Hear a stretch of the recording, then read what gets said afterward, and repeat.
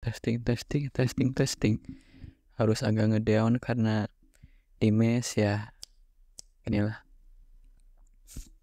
setup baru, berubah terus. I don't know, masih eksperimen. Mungkin video ini bakal ngebuat beberapa orang tersinggung. Tapi ya, saya tidak peduli. Urusan Anda. Karena video ini buat kamu orang yang baru masuk kerja di perusahaan yang baru, terus kepikiran buat resign. Lemah. Well, hello there. Are you happy? Kamu last day-nya kapan? Coba pikirin, pas kamu nganggur dulu gitu, nggak ada kerjaan, kamu berjuang mati-matian buat dapat kerjaan, terus kamu keterima kerja, udah masuk kerja nih, di hari pertama, di minggu pertama, terus kamu mikir, nggak asik, resign aja dah. Apa masalah kamu? Ini cocokologi saya. Alasan kita tuh mau resign, padahal baru semingguan gitu kerja, karena kita ngerasa asing, kita ngerasa nggak nyaman, kita ngerasa nggak tahu. Tapi ya gimana mau tahu, kan baru masuk ke tempat kerja yang baru. Setinggi apapun posisi Anda pasti harus beradaptasi. Itu kuncinya, beradaptasi, kan baru. Problemnya adalah, kenapa kamu yang consider buat resign? Takut ya? Kenapa saya bisa sepokal ini? Karena ya saya udah ngalamin kejadian ini dulu. Saya mau cerita. Jadi dulu pas tahun 2022 bulan Januari itu saya diangkat atau dipromosiin jadi branch leader.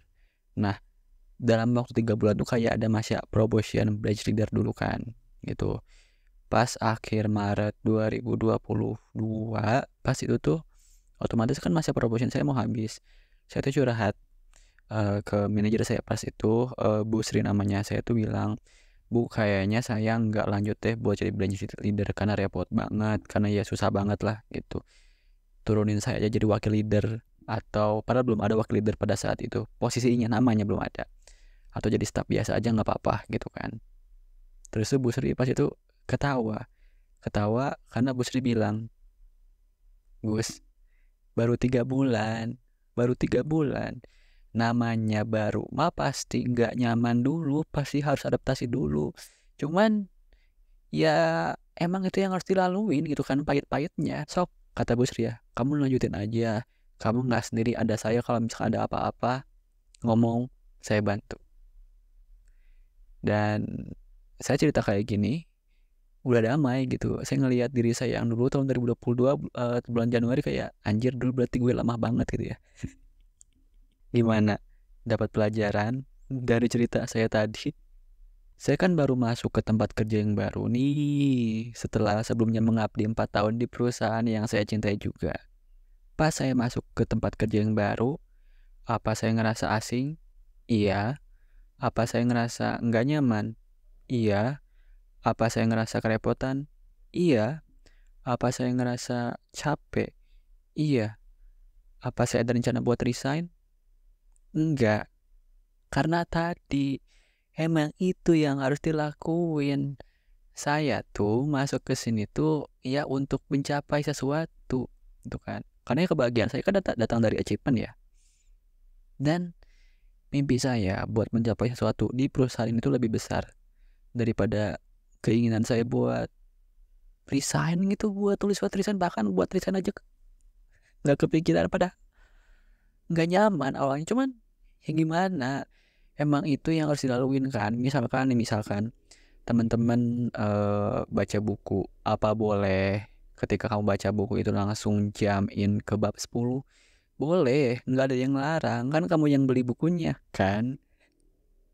Tapi sayangnya kamu nggak bisa dapetin pelajaran dari bab 1 sampai bab 10.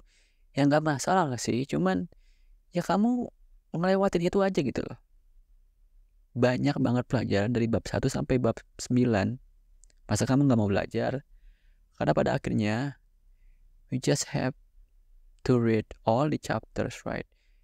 Ya harus dilaluin aja, harus dilaluin.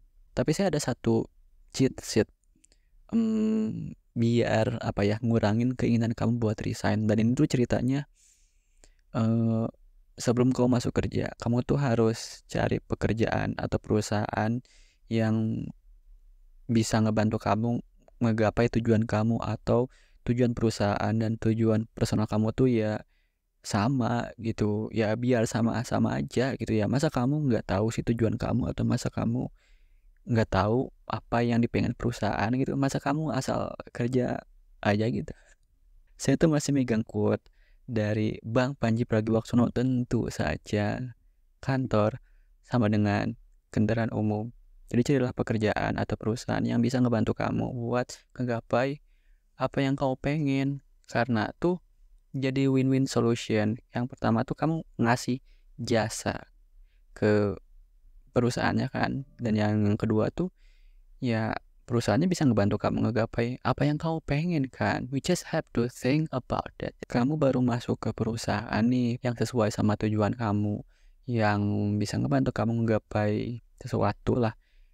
Pastinya sama aja kayak hal baru pada umumnya, ya pasti nggak nyaman. Cuman ya gimana kan, bisa ngebantu kamu ngegapai satu tujuan, jadi udah jalanin aja. Ya gimana, mimpi kamu terlalu besar sih, jalanin aja, bakal worth it kok. Mau susah, mau sumpek, tapi yang susah tuh biasanya kan worth it ya ujung-ujungnya ya. Jadi pikirin lagi, kalau misalkan mau resign, kan belum lama masuk kerjanya.